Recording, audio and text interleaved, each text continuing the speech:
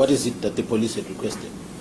Requested support, including the military support, if need be. You were involved in that process?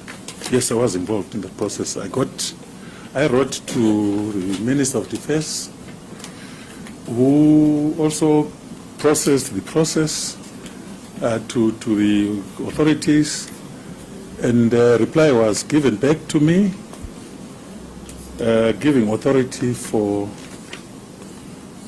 that reinforcement, and I sent back that message to the Commissioner General.